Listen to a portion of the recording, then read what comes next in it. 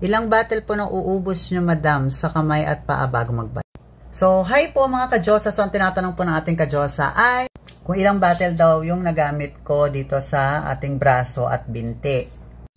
Anyways, mga ka-Diyosa, linawin ko lang, braso at binti po yung pinaggamitan ko at yung aking pong kamay and paa ay hindi ko po ginamitan ng SCD Peeling Skin Lotion. Sa braso at sa binti ko lang po siya ginamit. So mga ka-Diyosa, ilan nga ba yung bottle na nauubos ko? Usually kapag nagpipil ako sa braso at sa aking binti.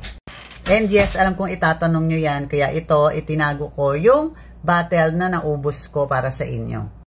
So as you can see mga ka-Diyosa, dalawang 100 ml po yung nagamit ko. So ayan po yung mga natira sa kanila. So naubos ko siya for 3 consecutive nights lamang using the brush. Kasi mas makapal po yung nai-apply natin kapag brush po yung ginagamit natin.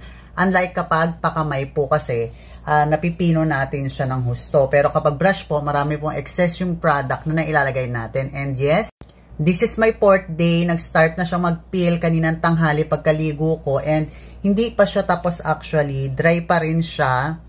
I don't know kung makikita nyo. And hindi pa rin siya pantay. So yung redness nandyan pa rin. Katulad ng palagi ko pong sinasabi sa inyo, it will take 2 to 3 weeks bago po yan bumalik sa dati. At makikita nyo na yung result niya sa skin natin.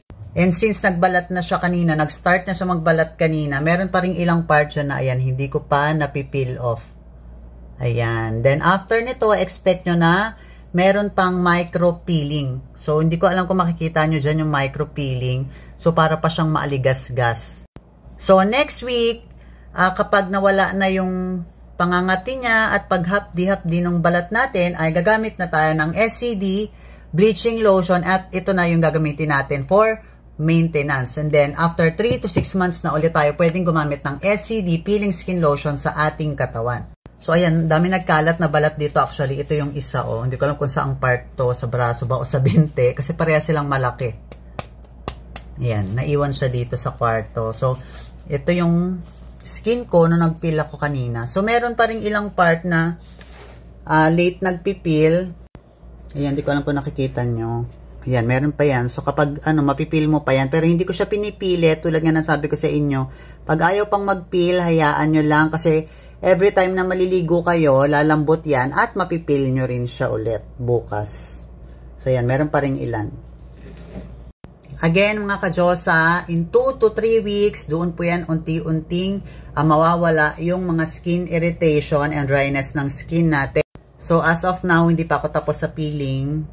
And I really have to wait at least 2 to 3 weeks para matapos yung peeling process niya at unti-unting mawala yung skin irritation para makita natin yung final result niya.